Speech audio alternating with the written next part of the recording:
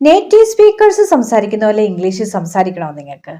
അപ്പൊ ആദ്യം എല്ലായിടത്തും ഈ വെരി ഉപയോഗിച്ച് പറയുന്നത് നമുക്കൊന്ന് മാറ്റാം. ഉദാഹരണത്തിന് ഒരുപാട് ക്ഷീണിച്ചു എന്ന് വെരി ടയേർഡ് എന്ന് പറയുന്നതിന് പകരം നമുക്ക് പറയാം എക്സോസ്റ്റഡ്. ഞാൻ ഇന്ന് മുഴുവൻ ദിവസവും ജോലി ചെയ്തതുകൊണ്ട് ഒരുപാട് ക്ഷീണിച്ചു. I M exhausted after working all day. അതുപോലെ ഭയങ്കര സന്തോഷമായി എന്ന് വെരി ഹാപ്പി എന്ന് പറയുന്നതിന് പകരം പറയാം ത്രിൽഡ്. ഞങ്ങൾ യൂറോപ്പിലേക്ക് പോകുന്നു എന്ന് കേട്ടപ്പം ഞാൻ ഒരുപാട് സന്തോഷിച്ചു.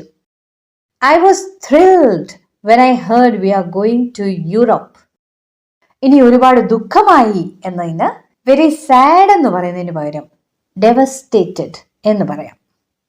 പരീക്ഷയിൽ ഫെയിലായപ്പോൾ എനിക്ക് ഒരുപാട് ദുഃഖമായി. I was devastated when I failed the exam. ഇനി വളരെ വേഗതയിൽ എന്നതിന് വെരി ഫാസ്റ്റ് എന്ന് പറയുന്നതിന് പകരം നമുക്ക് പറയാം റാപ്പിഡ്. ഉദാഹരണത്തിന് ടെക്നോളജി ഇപ്പോൾ വളരെ വേഗതയിൽ മാറിക്കൊണ്ടിരിക്കുന്നു. Technology is changing at A rapid pace these days.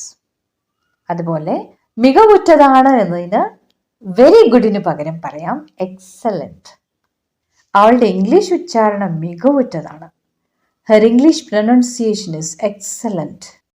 ഇതുപോലെ പതുക്കെ പതുക്കെ നമ്മുടെ വാക്കുകൾ അപ്ഗ്രേഡ് ചെയ്യണം. അപ്പം നിങ്ങൾക്കായിട്ട് ഇനിയും കൂടുതൽ ടിപ്സുകൾ വരുന്നുണ്ട് കേട്ടോ.